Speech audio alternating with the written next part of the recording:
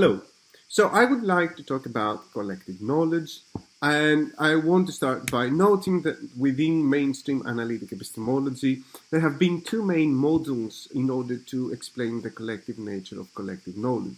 The first one is known as the commitment model, which focuses on the joint beliefs and acceptances of the members of the group in order to explain the sense in which the knowledge is collective. The second one is the distributed model, which focuses on the members' collaborative interactions and the division of labor in order to explain why the corresponding knowledge is supposed to be collective. And it is assumed, at least implicitly within the literature, that those two models are supposed to be in competition with one another. If we are to explain collective knowledge, then it has to be in terms of either one or the other model. However, here I want to argue that there is at least one kind of collective knowledge, namely collaborative knowledge, the account of which probably requires focusing on both models at the same time. Now, what do we mean by collaborative knowledge? I mean the kind of knowledge that is produced by groups such as scientific research teams and intelligence agencies, perhaps social machines like Wikipedia, and transactive memory systems, which are groups of two or more individuals that collaboratively store, encode, and retrieve information. So the typical example is about an old couple that we ask them where they got the souvenir from, and initially they cannot remember, but then at some point one of the partners says something, which then makes the other partner say something else, and so on and so forth, until one of them makes the final recollection. So what I want to say is that in order to account for these specific yet widespread kind of collective knowledge, it might be true that the distributed model best explains the sense in which that collaborative knowledge is collective, or in other words, irreducibly social, by focusing on the members' interactions. However, in order to properly understand how those members get to efficiently interact, we also need to focus on central notions from the commitment model. So we need to pay attention to concepts such as the group's common knowledge, the joint commitments, the joint reasons, as well as the rights to rebuke. So let me say a few more things about collective knowledge, which, in order to be accounted for, there have been offered several accounts, some of them providing a weaker sense in which this social knowledge is supposed to be collective. So one first weak attempt to account for collective knowledge is to say that it refers to mutual knowledge, which a group possesses if and only if P is the case and all or most members of that group know that P. So this is the kind of knowledge that all of the emperor's subjects possess with regards to his nudity in the classical fairy tale. And the fact that those subjects do not openly express the knowledge about the emperor's nudity prevents it from counting as common knowledge. So perhaps another stronger sense in which group knowledge might be collective might be offered by the account of common knowledge, which says that a group G knows that P if and only if P is the case, and everyone in G knows that P, and everyone in G knows that everyone in G knows that P, and so on and so forth. And that might be slightly stronger than mutual knowledge, but if you think about it, neither of those two accounts actually explains the sense in which collective knowledge might be irreducibly social, because if you think about it, in both cases, the group's knowledge can be reduced to the knowledge possessed by the individual members. So Margaret Gilbert, in order to provide a stronger sense in which a group's knowledge might be collective, or in other words, irreducibly social, has offered the first version of the commitment model, which focuses on the notion of joint belief, and which says that a group G believes that P, if and only if the members of G jointly accept that P, and members of a group G jointly accept that P if and only if it is common knowledge in G that the individual members of G have openly expressed a conditional commitment jointly to accept that P together with the other members of G, And here common knowledge is to be understood along the lines that were noted in the previous slide. Now, one of the advantages of this account is that it is supposed to capture well what Emil Durkheim referred to as the coercive power of groups. So the idea here is that when the members of the group form joint commitments towards certain propositions, then if one of those members openly rejects one of those propositions, then the other members have the right to rebuke them. And so this right to rebuke is supposed to be a significant mechanism of group cohesion that better explains the sense in which knowledge of certain propositions might be collected. Now, Margaret Gilbert's account focuses on collective beliefs. However, Raimo Tuomela has also offered another version of this commitment model that focuses on the notion of joint knowledge by claiming that in order for a group to know a certain proposition collectively, not only must the members of the group jointly commit towards a certain proposition, but they must also jointly commit towards certain reasons in support of that proposition. Now, why might a group also want to form those joint commitments towards reasons in support of one of their beliefs on top of that commitment to the corresponding belief? Raimo Tuomela summarizes what he has in mind nicely in this passage, which I don't really have the time to read for you, but you can pause and read it yourselves. The main idea, however, is that jointly accepting reasons in support of the group's jointly accepted beliefs adds a further layer of group cohesion that increases the group's ability and resolve to successfully carry out its future epistemic pursuits. So these are two versions of the commitment model. However, as I noted, within the literature, there has also been an alternative attempt to explain the sense in which collective knowledge might be collected. So, in order to account for collaborative knowledge in general, Alexander Bird has offered a version of the distributed model in order to explain the sense in which scientific communities might know certain propositions as a whole. Jeroen de Ridder has offered another version in order to explain the sense in which scientific research teams might know certain propositions. And I have also offered a version of this model in order to explain how both scientific research teams and transactive memory systems might know such propositions. Now, two main things are in common between those accounts. One is that they all deny that the commitment model is relevant with regards to explaining the collective nature of the knowledge possessed by the groups they focus on. Bird notes that scientific communities are not established groups capable of forming joint commitments. The reader and myself note that scientific research teams and transactive memory systems do not seem to form normatively binding commitments towards the beliefs they generate. And so joint commitments are not going to explain the sense in which the corresponding knowledge is collective knowledge. Rather, what all these accounts argue for is that what best explains the collective nature of the knowledge possessed by those groups is the members' collaborative interaction and the division of labor. So, as I noted, the commitment model and the distributed model are supposed to be at odds with each other and perhaps in direct competition. However, here I want to argue that perhaps the situation might be slightly different, at least with respect to one specific kind of collective knowledge, namely collaborative knowledge. Rather, I want to suggest that even though it might be true that what best explains the collective nature of collaborative knowledge is the distributed model with its focus on the members' interactions, in order to properly understand how those members get to efficiently interact with each other, we also need to focus on the commitment model as well. So why do I think so?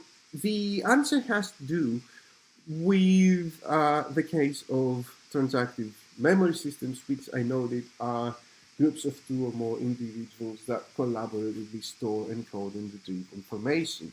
And the idea is that on the basis of the transactive communication processes, those individuals navigate a certain memory trace that allows them to recollect a piece of information that none of them could have recollected were they trying on their own. And so Wagner and his colleagues at Harvard who have focused on those groups conclude that what we get in those cases is a knowledge acquiring, knowledge holding, and knowledge using system that is greater than the sum of its individual member systems. But what is even more interesting for my present purposes is that Wagner and his colleagues also note that in order for the members of such groups to efficiently interact with each other, two further preconditions need to be in place. The first one is that the group possesses a differentiated structure. Basically, each member of the group needs to know who the other members are and what is the knowledge and expertise, so that they know when it is time for them to rely on the knowledge and expertise of the other members and when it is time for them to take action themselves. So roughly, that refers to the division of labor that such collaborative groups must exhibit. However, Wagner and his colleagues also note that in order for this differentiated structure to be in place, the members of the group also need to possess some common knowledge that will allow them to communicate with each other and so develop a relationship even as strangers, which will then allow them to build the differentiated structure that will allow them to efficiently interact with each other. And that got me thinking, because it seems that very similar things can also be said about scientific research teams, which is the other archetypical example of collaborative knowledge that I usually focus on. So the general picture seems to be as follows. Epistemic collaborations, in order to efficiently interact with each other, need to also have a division of labor, which relies on a differentiated structure, which itself requires some common knowledge. And so, even if those member interactions are what is the most important element of epistemic collaborations, now it seems that common knowledge, which is a major component of the commitment models, is also very important, and that offers a hint that perhaps the commitment model might be relevant as well. But before I focus on the notions of joint knowledge and not joint belief, I also want to say a few more things about the weaker notion of common knowledge, which might actually be suggested.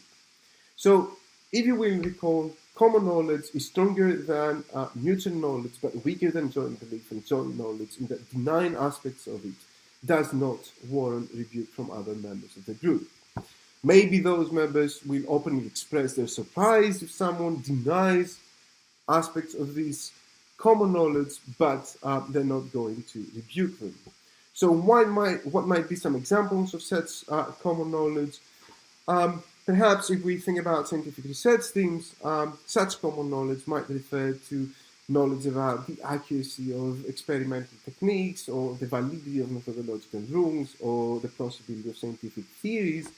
In general, elements at the periphery of the team's research projects that only constitute part of a scientist's common language that allow them to efficiently communicate with each other and exchange opinions about broader issues of scientific interests, but which do not really affect directly the kind of projects that they undertake, and so towards which they do not really undertake any commitments.